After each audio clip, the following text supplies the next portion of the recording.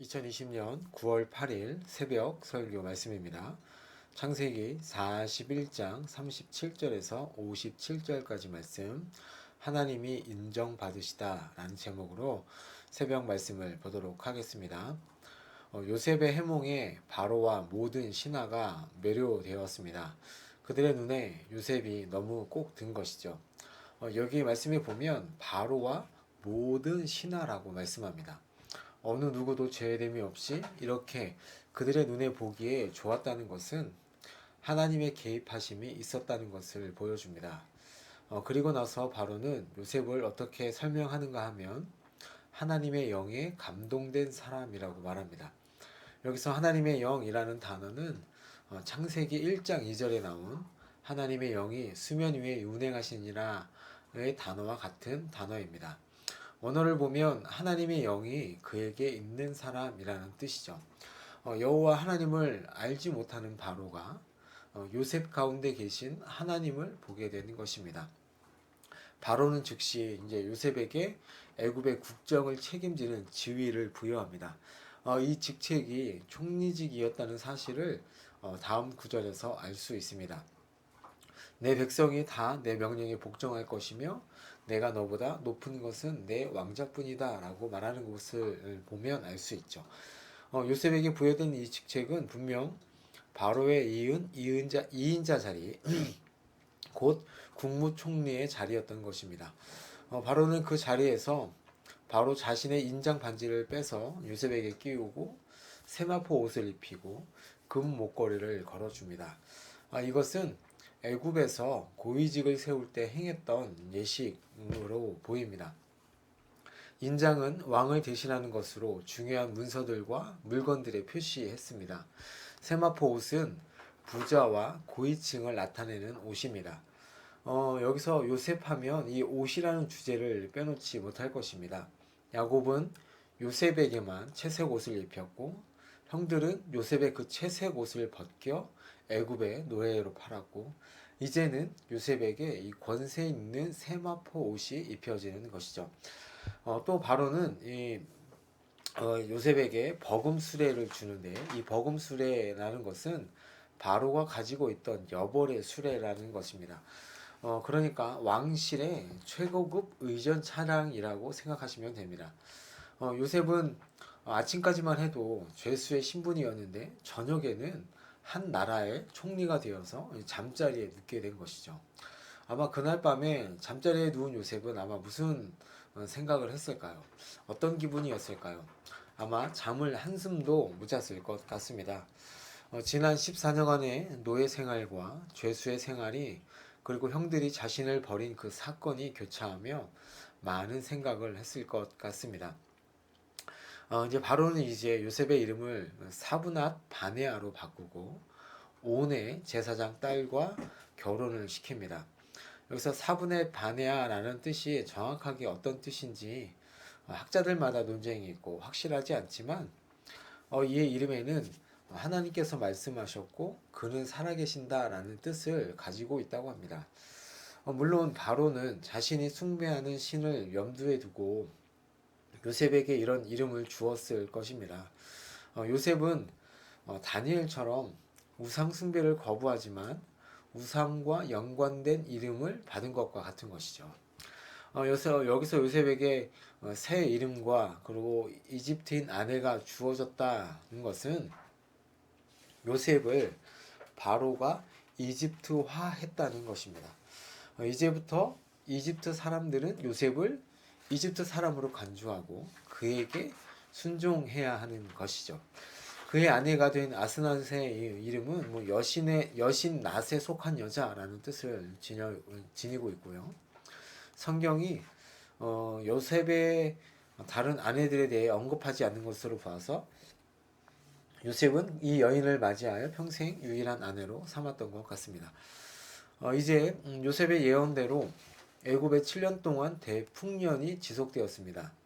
계획대로 요셉은 애굽 온 땅을 순찰하면서 그 기간 동안 각 지방의 성읍에 막대한 식량을 비축합니다.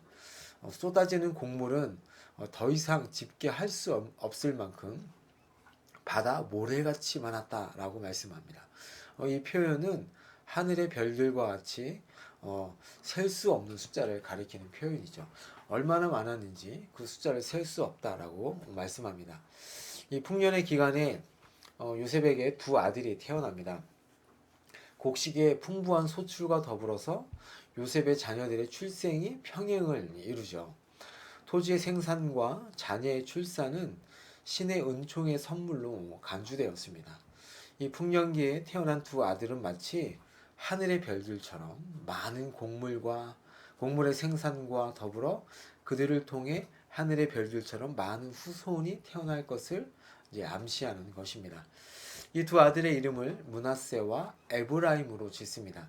므낫세는 하나님이 내게 내 모든 고난과 내 아버지의 온 집 일을 잊어버리게 하셨다라는 그 과거 청산과 관련된 이름이고, 에브라임은 하나님이 나를 내가 수고한 땅에서 번성하게 하셨다라는 뜻의 미래와 관련된 이름입니다.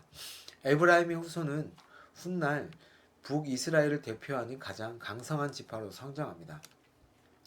요셉은 이 두 아들의 이름을 히브리식으로, 애굽식으로 지은 게 아니라 히브리식으로 지었습니다. 자녀들을 애굽인으로 간주하지 않은 것이죠. 애굽에서 애굽인의 모습처럼 살고 있지만 자신은 분명히 하나님께서 택하신 백성이라는 사실을 요셉은 알고 있었던 것입니다. 이제 7년간의 풍년이 끝나고 흉년이 시작되었습니다. 이 흉년은 애굽에만 있었던 것이 아니고 주변 국가들을 포함한 세계적인 재앙이었습니다. 이 흉년으로 인해서 애굽인들뿐만 아니라 세계의 사람들이 굶주림에 시달렸던 것입니다. 그러나 애굽에는 식량이 있었죠. 요셉은 비축해 두었던 식량을 백성들에게 팔았고 또 이방인들에게도 그 식량을 팔아서 애굽에 있는 사람들뿐만 아니라 이방인들도 요셉은 구원하였던 것입니다.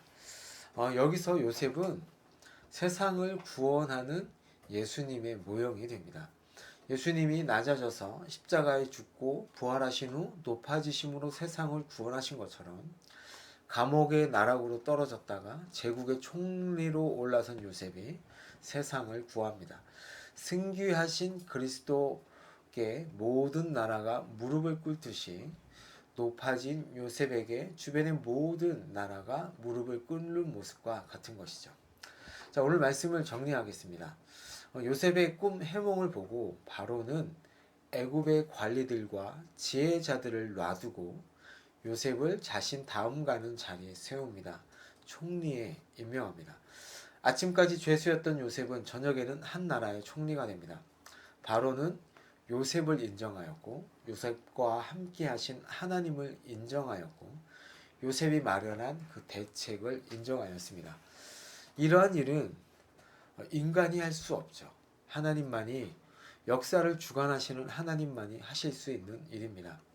하나님께서는 소년 요셉에게 주신 그 예전의 꿈을 이제 이루고 계신 것입니다. 물론 이 일은 하루아침에 일어난 것이 아니었습니다. 13년이라는 아주 긴 고난의 세월을 지나 그 꿈이 이루어지는 것이죠. 형제들의 버림과 보디발 아내의 음모와 술 맡은 관원의 잊어버림 가운데서도 하나님은 요셉과 동행하시며 그 계획을 이루시는 것입니다. 요셉을 통해 열국이 복을 받게 하시는 일을 하나님께서 계획하신 것입니다. 아브라함을 통해 열국이 복을 받으리라 하셨던 그 약속이 요셉을 통하여 성취되고 있는 것이죠.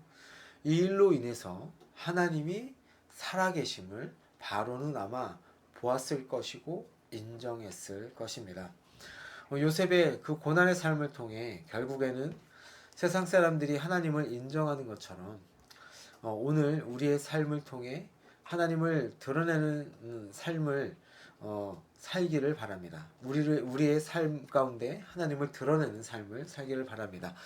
그리고 우리의 그 모습을 보고 세상이 사람들이 하나님을 인정하는 일이 일어나기를 예수님의 이름으로 축복합니다. 아멘. 기도하겠습니다. 하나님 아버지, 요셉의 꿈 해석을 통해 바로 왕이 하나님을 인정하였던 것처럼, 아니 요셉 가운데 하나님의 영이 함께 있음을 보고 하나님을 인정하였던 것처럼 우리는 우리 가운데 계신 하나님을 드러내며 살아감으로 우리를 통하여 세상이 하나님을 인정하게 하여 주옵소서. 아브라함을 통하여 열국이 복을 받게 될 것이라고 하셨던 그 약속이 우리 믿는 자들을 통하여서도 여전히 이루어지게 하여 주옵소서. 세상이 하나님의 복이 되는 삶을 사는 오늘 하루가 되게 하여 주옵소서. 예수님의 이름으로 기도합니다. 아멘.